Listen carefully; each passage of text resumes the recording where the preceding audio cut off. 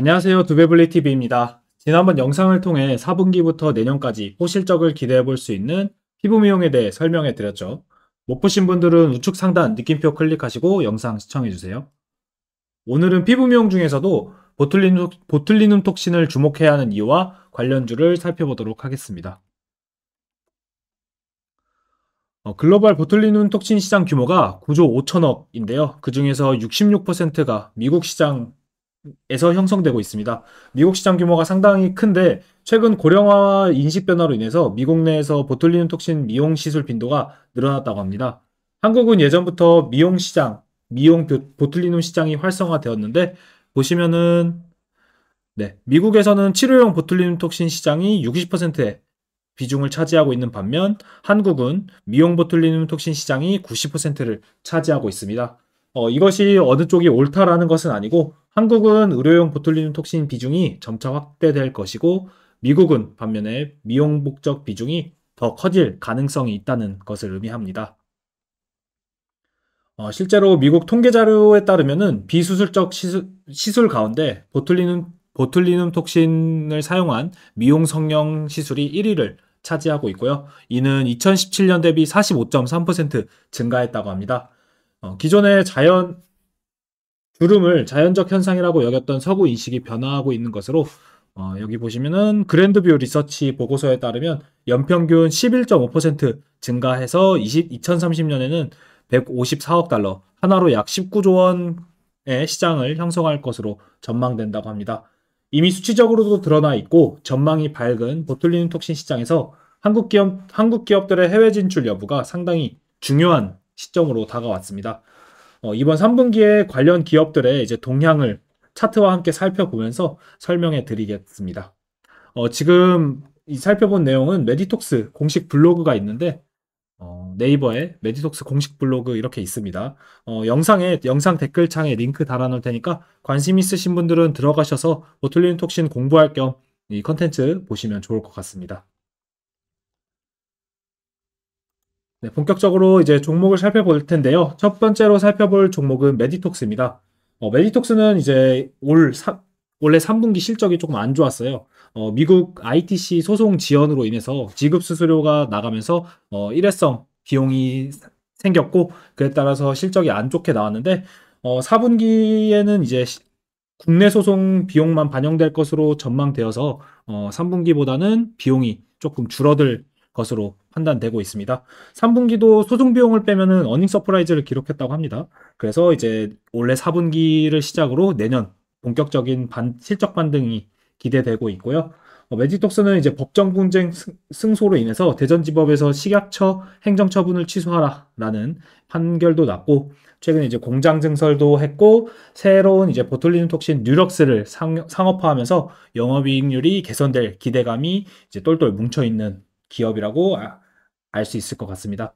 그리고 최근에 이제 2018년에 중국에 신청한 메디톡신 의약품 등록 신청을 철회해서 약간 우려감을 낳았는데 이것이 이제 공급망 이슈로 인해서 계열사 뉴메코가 개발한 차세톡신 제제 뉴럭스로 중국 진출을 본격한다는 이유가 있기 때문에 이것 역시도 리스크적인 측면은 아닌 것으로 알고 있습니다.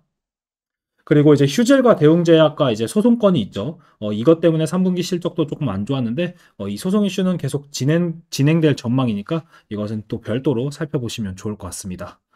차트 살펴보시면 최근에 이제 소송 이슈로 한 단계 밸류업이 된 상태로 여기 네. 강세 이후로 이 지지 라인을 상당히 견고하게 지켜주면서 해도 여러 번 떴죠. 그리고 반면에 위쪽 상단에서 비가 여러 번 떴습니다. 이것을 보면 알 수 있는 것처럼 해와 비가 조금 잘 맞는 종목이다 라는 것을 아실 수 있고요. 최근에도 해가 뜨고 나서 반등을 조금 하고 있죠. 그렇기 때문에 직전 고점 수평선을 그으면 직전 고점까지도 이제 목표가를 잡아둘 수 있고 이후에 직전 고점을 뚫어준다면 앞으로 상승세는 어디까지 갈지 아무도 판단할 수 없을 것입니다. 그리고 이제 비가 잘 맞는 종목이기 때문에 반등을 하는 도중에 비가 발생을 한다면 약간 조심해야 될 필요가 조금 더 다른 종목에 비해 높은 종목이다라는 것 참고하셨으면 좋겠습니다. 다음 종목은 이제 대웅제약인데요. 대웅제약은 좀 키워서 보도록 하겠습니다. 대웅제약 같은 경우에는 국내 톡신 제재 중에서 수출 1위 종목입니다. 당사의 톡신 나보타는 미국 시장 점유율이 11%로 상당히 큰 것을 알 수 있는데요. 올해 이제 독일, 오스트리아, 이탈리아 등에 정식 출시되었고 유럽 시장에 진출을 속도 내고 있다고 합니다. 그리고 유럽뿐만 아니라 태국, 브라질 등 이제 각 대륙에서 최대 시장을 공략하고 있다고 해요. 다만 이제 메디톡스와 소송 이슈가 있죠. 그렇기 때문에 이 이슈도 계속해서 살펴볼 필요는 있겠다. 소송 리스크로 인해서 이 당시 이렇게 급락을 하고 나서는 조금 바닥을 다지는 과정에 들어섰다고 볼 수 있을 것 같습니다. 이제 지지선 같은 것을 그어보면은, 네, 네, 이 정도로 잡아볼 수 있겠네요. 현재는 이제 급락 이후에 바닥을 다지는 과정이고 박스권 움직임을 계속해서 가져갈 가능성이 큰데 소송 이슈가 조금 해결되고 실제로 이제 해외 수출은 상당히 원활하게 일어나고 있기 때문에 소송 이슈가 완화되고 매출이 조금 더 이제 보강이 되고 한다면 이 박스권을 탈출해서 본격적으로 상승세를 이룰 수도 있지 않을까라는 생각입니다. 다만 이제 소송 리스크가 상당히 이 기업에 끼치는 영향이 크기 때문에 이러한 점은 이제 별도로 좀 찾아보시면 좋을 것 같습니다. 다음 종목으로는 휴젤이라는 종목입니다.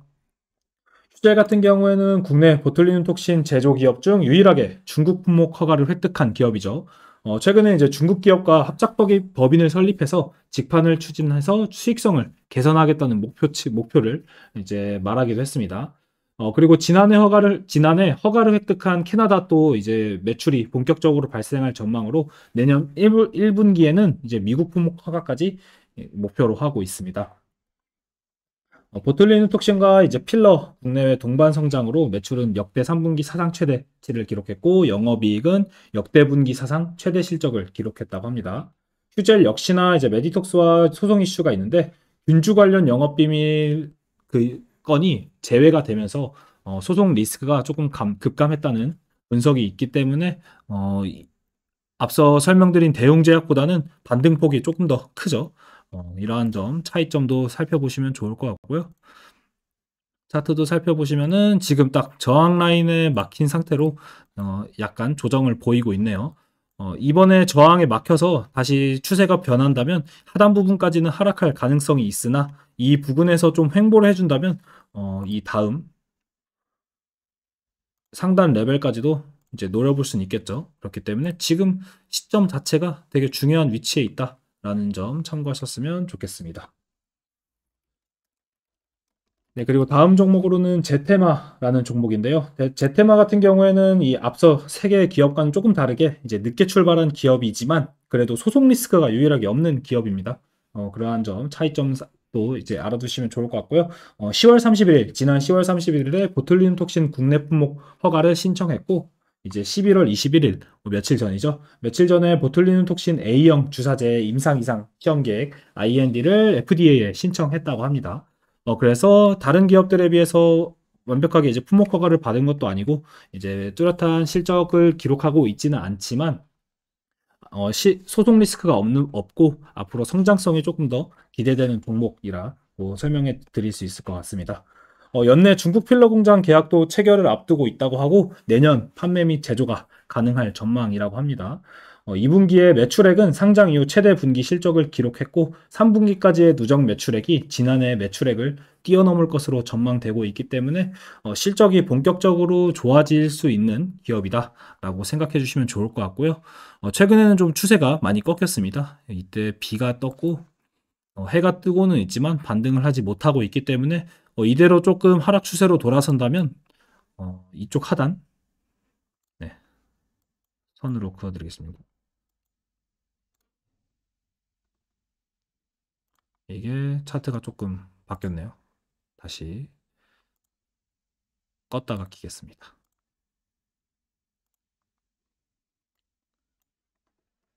이거를 1000개 하고요.